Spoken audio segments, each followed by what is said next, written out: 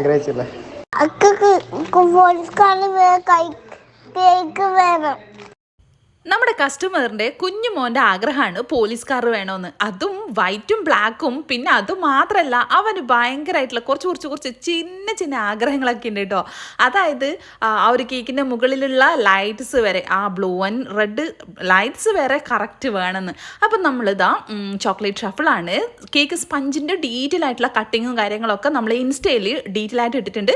പിന്നെ ഷോർട്സിലും നമ്മൾ ഇടുന്നുണ്ട് കേട്ടോ. അപ്പോൾ ഇതിൻ്റെ ഡീറ്റെയിൽ വീഡിയോ, ഈ ഒരു വീഡിയോ ഇടുന്നതിന് മുൻപ് തന്നെ ചില സമയത്ത് ഷോർട്സ് ആയിരിക്കും കൂടുതലായിട്ട് വരുന്നുണ്ടാവുക. അപ്പോൾ നിങ്ങൾ നമ്മുടെ ചാനലിൽ കണ്ടിട്ടാത്ത ആൾക്കാരാണെങ്കിൽ ഒന്ന് സബ്സ്ക്രൈബ് ചെയ്തിട്ട് ഒന്ന് വീഡിയോസ് കണ്ടു നോക്കൂട്ടോ. ഒരുപാട് ടിപ്സും ട്രിക്സും കാര്യങ്ങളൊക്കെ ഉണ്ട്. അപ്പോൾ ഞാൻ ആദ്യം ചെയ്തത് നമ്മുടെ ഈ ഒരു സ്പഞ്ചും കാര്യങ്ങളൊക്കെ കട്ട് ചെയ്ത് സെറ്റ് ചെയ്ത് കേട്ടോ. 1.5 kg കേക്കാണ്. ഞാനത് 10 ഇഞ്ചിൻ്റെ ടിന്നിൽ 2 ലെയറായിട്ട് ബേക്ക് ചെയ്തെടുത്തിട്ട് അത് കട്ട് ചെയ്ത് സെറ്റ് ചെയ്തിട്ടാണ് കേട്ടോ ചെയ്തിട്ടുള്ളത്. അപ്പോൾ ആദ്യം ഞാൻ ഈ ഒരു ബേസിലാണ് ചെയ്തിട്ടുള്ളത്. അപ്പോൾ അത് നമ്മൾ പിന്നെ വീണ്ടും നമ്മളത് ബേസ് മാറ്റുന്നുണ്ട്. കാരണം മറ്റു കേക്ക് കാര്യങ്ങളൊക്കെ ഉള്ളപ്പോൾ ബേസ് നല്ല വലിയ ബേസാണ് നമ്മൾ യൂസ് ചെയ്തിട്ടുണ്ടായിരുന്നത്. അപ്പോൾ ആ ഒരു ബേസ് ആയതുകൊണ്ട് തന്നെ കേക്ക് ഫ്രിഡ്ജിൽ വെക്കുന്നത് നല്ല റിസ്കി ആയതുകൊണ്ട് മറ്റുള്ള കേക്കും കാര്യങ്ങളൊക്കെ ബുദ്ധിമുട്ടാകുന്നതുകൊണ്ട് ഞാൻ ഈ ഒരു കേക്ക് ബേസിലോട്ടാട്ടോ ആദ്യം മാറ്റിയിട്ടുണ്ടായിരുന്നു. പിന്നെ ഞാൻ വീണ്ടും ആ ഒരു ബേസിലോട്ടേക്ക് തന്നെ മാറ്റേണ്ടി വന്നിട്ടുണ്ടായിരുന്നു. അപ്പോൾ ഇത് ചെയ്യുന്ന സമയത്ത് ഞാൻ ഇതിൽ തന്നെ ചെയ്തേക്കാം എന്നാണ് വിചാരിച്ചിട്ടുണ്ടായിരുന്നത്. പിന്നെ നമുക്ക് ആ ഒരു ഫോട്ടോഷൂട്ടും ആ ഒരു ഭംഗിയും ആ ഒരു നീറ്റ്നെസ്സും കിട്ടണമെന്നുണ്ടെങ്കിൽ വലിയ ബേസ് തന്നെ യൂസ് ചെയ്യണം. അപ്പോൾ നമ്മൾ ഓരോ ലെയേഴ്സും ഇതുപോലെ ഫില്ല് ചെയ്ത് കൊടുക്കുന്നുണ്ട്. ചോക്ലേറ്റ് ഗനാഷ് അത്യാവശ്യം നല്ല തിക്കായിട്ട്, നല്ല റിച്ചായിട്ട്, കസ്റ്റമറുടെ ഫീഡ്ബാക്ക് വന്നതും അതാണ്, നല്ല തിക്കായിട്ട് റിച്ചായിട്ട് തന്നെ ചോക്ലേറ്റ് ഗനാഷും കാര്യങ്ങളൊക്കെ ഉണ്ടായിരുന്നു എന്ന്. അപ്പോൾ അവർക്ക് നന്നായിട്ട് ഇഷ്ടപ്പെട്ടിട്ടുണ്ടായിരുന്നു. നല്ല ഫീഡ്ബാക്ക് ആയിരുന്നു. ഡിസൈൻ വൈസും ടേസ്റ്റ് വൈസും നല്ല അഭിപ്രായമായിരുന്നു കേട്ടോ. അപ്പോൾ നമ്മൾ ഓരോ ലെയേഴ്സും നമ്മൾ കട്ട് ചെയ്തിട്ട് ഓൾറെഡി സെറ്റ് ചെയ്ത് വെച്ച സാധനത്തിന് ഇനി ഗനാഷും ക്രീമും ഇതൊക്കെ സെറ്റ് ചെയ്തിട്ട് നമ്മളൊന്ന് റെഡിയാക്കി എടുക്കണം. ഇതുപോലെ നമ്മൾ ആദ്യം സ്ക്വയറിലോട്ട് ചെയ്തിട്ട് പിന്നെ അതിൻ്റെ മുകളിലോട്ട് നമ്മുടെ കാറിൻ്റെ മുകൾ പോർഷൻ വരുന്നില്ലേ, ആ ഒരു ഭാഗം കാര്യങ്ങളൊക്കെ സെറ്റ് ചെയ്യുന്നുണ്ടോ. അപ്പോൾ അത്യാവശ്യം നല്ല രീതിയിൽ ഗനാഷ് കൊടുക്കുന്നുണ്ട്. അപ്പോൾ സെറ്റ് ആയിട്ടില്ല എന്നുണ്ടെങ്കിൽ സ്ലിപ്പായിട്ട് കേക്ക് വീഴാനൊക്കെ ചാൻസ് കൂടുതലാണ്. അപ്പോൾ നമ്മളിത് തലേന്ന് രാത്രി തന്നെ നന്നായിട്ട് ക്രം കോട്ട് ചെയ്ത് കട്ട് ചെയ്ത് എല്ലാം ലെവൽ ചെയ്ത് നമ്മൾ ക്രം കോട്ട് ചെയ്തിട്ട് ഫ്രിഡ്ജിൽ നന്നായിട്ട് തണുപ്പിച്ചതിന് ശേഷം പിറ്റേ ദിവസമാണ് ബാക്കിയുള്ള ഐസിങ്ങും കാര്യങ്ങളും ചെയ്യുന്നത്. അതായത് നമ്മളിത് ഫുൾ കവറിങ് ഫോണ്ടന്റ് ഡിസൈനാണ്. അപ്പോൾ ഫുൾ കവറിങ് ഫോണ്ടന്റ് ഡിസൈൻ ആകുന്ന സമയത്ത് വിപ്പിംഗ് ക്രീമിൽ ചെയ്ത് കഴിഞ്ഞാൽ ഒരിക്കലും നമുക്കത് പെർഫെക്റ്റ് ആക്കിയിട്ട് ചെയ്യാൻ പറ്റില്ല. അപ്പോൾ നമ്മൾ അതിൻ്റെ ടിപ്സും ട്രിക്സും കാര്യങ്ങളൊക്കെ ഈ വീഡിയോസിൽ ഡീറ്റെയിൽ ആയിട്ട് കാണിക്കുന്നുണ്ട്. അപ്പോൾ ആദ്യം നമ്മളിതാ ഈ ഒരു രീതിയിലാണ് ചെയ്തെടുത്തിട്ടുള്ളത്. ഇനി ഇതിനെ നമ്മൾ കട്ട് ചെയ്ത് ഷേപ്പ് ചെയ്ത് ആ ഒരു കസ്റ്റമർ പറഞ്ഞ ഉദ്ദേശം അനുസരിച്ചിട്ടുള്ള ആ ഒരു ലെവലിലോട്ടേക്ക് മാറ്റാൻ വേണ്ടിയിട്ട് സൈഡിൽ നിന്ന് ഇതുപോലെ കട്ട് ചെയ്തിട്ടാണ് നമ്മൾ സൈഡിലും ബാക്കിയുള്ള പോർഷൻസിലൊക്കെ കവർ ചെയ്യുന്നത്. പിന്നെ ഇങ്ങനെ ചെയ്യുന്ന സമയത്ത് നമ്മൾ മെയിനായിട്ട് ശ്രദ്ധിക്കേണ്ടത് ഒരുപാട് വെറ്റ് ചെയ്ത് കൊടുക്കരുത്, എന്നാൽ അത്യാവശ്യം വെറ്റ്നെസ് കൊടുക്കുകയും ചെയ്യണം. അപ്പോൾ ആ ഒരു രീതിയിൽ ചെയ്തിട്ട് ചെറിയ ചെറിയ പീസസൊക്കെ അവിടെ ഇവിടെയൊക്കെ ആയിട്ട് വെച്ച് കൊടുക്കുന്നുണ്ട്. അപ്പോൾ ആ ഒരു പോർഷൻ നമ്മൾ സ്ക്വയർ ആയിട്ടാണ് ചെയ്തിട്ടുള്ളത്. ആ സ്ക്വയറിനെ ഒന്ന് ഷേപ്പ് ചെയ്തിട്ട് ബാക്കിയുള്ള കുറച്ച് പീസസും കാര്യങ്ങളൊക്കെ സെറ്റ് ചെയ്തിട്ട് നമ്മളത് ക്രം കോട്ടൊക്കെ ചെയ്യുന്ന സമയത്ത് ഈ ഒരു പീസസ് ജോയിൻ ചെയ്തതോ ഒന്നും നമുക്കതിൽ മനസ്സിലാവാൻ പോകുന്നില്ല. അപ്പോൾ ഈ ഒരു രീതിയിൽ ചെയ്ത് കൊടുക്കുന്ന സമയത്ത് മെയിനായിട്ട് നമ്മൾ ശ്രദ്ധിക്കേണ്ടത് ട്രാവലിംഗ് ടൈമിലും നമ്മൾ ഉണ്ടാക്കി വെക്കുന്ന സമയത്തും അത്യാവശ്യം നല്ല രീതിയിൽ സേഫ് ആകാൻ വേണ്ടിയിട്ടുള്ള പല കാര്യങ്ങളും നമ്മൾ കേക്കിന് ചെയ്യാനുണ്ട്. അപ്പോൾ ഇങ്ങനെയുള്ള കേക്ക് മാത്രമല്ല, 2 tier, tall cake, 2 tier cake, 3 tier cake, അങ്ങനെയുള്ള ടയർ കേക്ക്സ് ഒക്കെ ചെയ്യുന്ന സമയത്തും ഒരുപാട് കാര്യങ്ങൾ ശ്രദ്ധിക്കാനുണ്ട്. നിസ്സാരമായിട്ട് വിടുന്ന ചില കാര്യങ്ങൾ കൊണ്ട് പോലും നമ്മുടെ കേക്ക് ഡാമേജ് ആയിട്ട് കസ്റ്റമറുടെ കയ്യിലെത്താൻ ചാൻസ് ഉണ്ട്. അപ്പോൾ അതുകൊണ്ട് ഒരുപാട് ടിപ്സും ട്രിക്സും കാര്യങ്ങളൊക്കെ കേക്കിൻ്റെ ബേക്കിംഗ് സമയത്ത് ആയിക്കോട്ടെ, നമ്മൾ ഐസിങ് സമയത്തായിക്കോട്ടെ, ഡെലിവറി ടൈമിലായിക്കോട്ടെ, എല്ലാം നമ്മുടെ ചാനലിൽ അതിൻ്റെ ഒരുപാട് ടിപ്സും ട്രിക്സും കാര്യങ്ങളൊക്കെ വീഡിയോസ് ഇട്ടിട്ടുണ്ട്. അപ്പോൾ അത് വേണ്ടുന്ന ആൾക്കാർക്ക് ഒന്ന് കയറിയിട്ട് കണ്ടു നോക്കുക കേട്ടോ. അപ്പോൾ നമ്മളിത് സൈഡ് നമ്മൾ ആ ഒരു സ്ക്വയർ ആയിട്ടുണ്ടായിരുന്ന കാറിൻ്റെ ആ ഒരു മുകൾ പോർഷന് ഇപ്പം നമ്മളൊന്ന് ഫ്ലാറ്റ് ആക്കി, പിന്നെ സൈഡ് ബാക്ക് വശത്ത് വരുന്നത് ഫുൾ സ്ക്വയറാണ്. അതും സ്ക്വയർ മുകൾ ഭാഗത്ത് നല്ല സ്ക്വയർ, താഴോട്ടേക്ക് ഇങ്ങനെ ചരിച്ച് കട്ട് ചെയ്ത്, അത് നിങ്ങൾക്ക് കേക്ക് ഫുൾ ഫിനിഷിങ് ചെയ്യുന്ന സമയത്താണ് മനസ്സിലാവുക. അപ്പോൾ നമ്മൾ ആദ്യം ഫുൾ ഫിനിഷിങ് ചെയ്യുന്നതിന് മുൻപ് തന്നെ ഈ ഒരു ക്രം കോഡിൽ തന്നെ അത്യാവശ്യം കേക്കിൻ്റെ ആ ഒരു ടെക്സ്ചർ വരുത്തണം. കാരണം നന്നായിട്ട് നീറ്റാക്കി ഷാർപ്പ് ചെയ്ത് ലെവൽ ചെയ്ത് നമ്മൾ ആ ആ ഒരു സ്പഞ്ചിൽ ക്രം കോട്ടിൽ തന്നെ സെറ്റ് ചെയ്താൽ മാത്രമേ നമുക്ക് ആ ഒരു ഫിനിഷിങ് ലാസ്റ്റിലോട്ടേക്കും വരുത്താൻ പറ്റുള്ളൂ. അല്ലാതെ ഇപ്പോഴൊക്കെ നമ്മൾ ജസ്റ്റ് ഒന്ന് ഒപ്പിച്ച് പിന്നെ നമ്മൾ പെർഫെക്റ്റ് ആക്കാൻ ശ്രമിച്ചാൽ ഒരിക്കലും നടക്കില്ല. എനിക്ക് ഈ ഒരു ഡിസൈനിങ് ചെയ്യുന്ന സമയത്ത് ക്രം കോട്ട് സമയത്താണ് കുറച്ചൊന്ന് നമ്മൾ ശ്രദ്ധിക്കേണ്ട കാര്യങ്ങൾ, ഒരുപാട് കാര്യങ്ങൾ ചെയ്തതുകൊണ്ട് തന്നെ സെക്കൻഡ് ഐസിങ്ങിലും ഫോണ്ടന്റ് ഡെക്കറേഷൻസ് വെക്കുന്ന സമയത്തും ഒരു ടെൻഷനോ അല്ല ഒരു പ്രോബ്ലംസോ വന്നിട്ടില്ല. ചെറുതായിട്ടൊന്ന് കട്ട് ചെയ്തിട്ട് എടുക്കുന്നുണ്ട്. കാരണം നമ്മൾ ടയറും കാര്യങ്ങളൊക്കെ വെക്കുന്ന സമയത്ത് പുറത്തോട്ടേക്ക് ബൾജ് ചെയ്ത് നിൽക്കുന്ന സമയത്ത് ഭംഗി ഉണ്ടാവില്ല.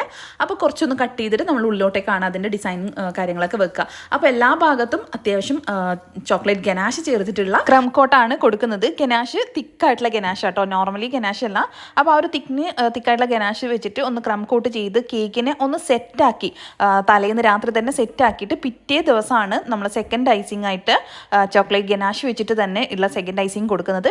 ഫോണ്ടന്റ് കവേർഡ് കേക്ക് ആകുന്ന സമയത്ത് നമ്മൾ നോർമലി വിപ്പിംഗ് ക്രീമിൽ ഐസിങ് ചെയ്യുന്ന സമയത്ത് നല്ല റിസ്ക് ആണ്, അത് പെർഫെക്റ്റ് ആയിട്ട് കിട്ടാൻ ചാൻസ് കുറവാണ്. അപ്പോൾ അതുകൊണ്ട് ഒന്നിക്ക് ബട്ടർ ഐസിങ് അല്ലെങ്കിൽ ഗനാഷ് ഫ്രോസ്റ്റിംഗ് ആണ് നല്ലത്. അപ്പോൾ ഞാനിതിവിടെ വിപ്പിംഗ് ക്രീമും നമ്മുടെ ചോക്ലേറ്റ്സും മെഷർ ചെയ്ത് അത് മെൽറ്റ് ചെയ്തെടുത്തിട്ട് നമ്മളിത് മെൽറ്റ് ചെയ്യുന്ന സമയത്ത് ഇതിൻ്റെ മെഷറിങ് ഇത് മാത്രമല്ല അതിൻ്റെ കൺസിസ്റ്റൻസിയിലാണ് പെർഫെക്ഷൻ നിൽക്കുന്നത്. അപ്പോൾ ഞാനിതിവിടെ 400 ഗ്രാം ചോക്ലേറ്റും 200 ഗ്രാം ക്രീമും പിന്നെ ബട്ടറും കാര്യങ്ങളൊക്കെ ചേർത്ത് മെൽറ്റ് ചെയ്ത് അതിനെ നമ്മൾ യൂസ് ചെയ്യുന്നത് തിക്കായിട്ടുള്ള ആ ഒരു ഫോമിലോട്ടേക്ക് മാറ്റിയിട്ടാണ്. അപ്പോൾ ഞാൻ ആദ്യം ഈ ഒരു ബേസിൽ തന്നെ കൊടുക്കാം എന്നുള്ള വിചാരിച്ചിട്ടാണ് ചെയ്തിട്ടുണ്ടായിരുന്നത്. അപ്പോൾ അടിയിൽ നമ്മളൊരിക്കലും ഇങ്ങനെ ബേസ് മാറ്റുന്ന സമയത്ത് ചോക്ലേറ്റ് ഗനാഷ് ചേർത്തിട്ടുള്ള വിപ്പിംഗ് ക്രീം കൊടുക്കരുത്. ക്രീമോ എന്തും ഇതുപോലെ ഇപ്പം ഈ കൊടുക്കുന്നില്ല അതുപോലെ നമ്മൾ കേക്ക് മാറ്റിയിട്ട് ബേസ് മാറ്റിയിട്ട് ചെയ്യുന്നുണ്ടെങ്കിൽ ഇതുപോലെ ആദ്യം കൊടുക്കരുത്. നമ്മൾ ഏത് ബേസിലേക്കാണോ വേണ്ടത് ആ ഒരു ബേസിൽ മാത്രമേ ഇതുപോലെ ക്രീം കൊടുക്കാവൂ. ഇപ്പം ഇങ്ങനെ കൊടുക്കുന്ന സമയത്ത് എന്താണെന്ന് വെച്ചാൽ നമ്മുടെ കേക്ക് എത്ര ട്രാവലിംഗ് ടൈമിലും ജർക്കിംഗ് ആയാലും കേക്ക് സ്ലിപ്പായിട്ട് പോകാനോ ഡാമേജ് പറ്റുമോ അങ്ങനത്തെ ഇഷ്യൂസ് ഒന്നും ഉണ്ടാവില്ല. അത് നന്നായിട്ട് സേഫായിട്ട് നമുക്ക് കസ്റ്റമറുടെ കയ്യിലെത്തിക്കാൻ പറ്റും. അതിനാണ് ഈ ഒരു ക്രീം ബേസിലോട്ടേക്ക് കൊടുക്കുന്നത്. ഫുൾ കവറിംഗ് ആയിട്ടുള്ള ഫോണ്ടന്റ് ആയതുകൊണ്ട് തന്നെ നമുക്ക് നോർമലി വിപ്പിംഗ് ക്രീമിൽ ഐസിങ് ചെയ്യാൻ വേണ്ടിയിട്ട് പറ്റില്ല.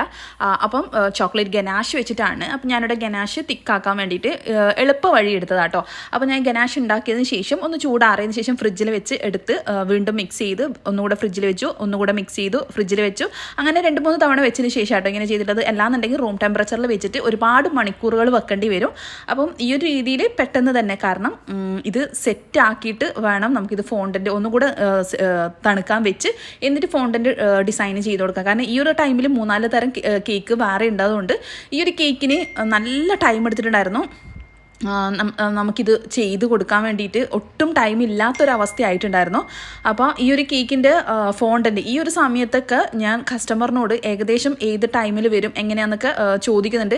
അപ്പോൾ ആ ചോദിക്കുന്ന സമയത്ത് ഇപ്പോഴൊന്നും ഇല്ല എന്നുള്ള ഒരു രീതിയിൽ കുറച്ച് കഴിഞ്ഞിട്ട് എന്ന് പറഞ്ഞു. പിന്നെ ഞാൻ ഫോണ്ടൻ ഡെക്കറേഷൻസ് ചെയ്യാൻ തുടങ്ങുമ്പോഴാണ് ടൈം ഏകദേശം കറക്റ്റ് അറിഞ്ഞത്.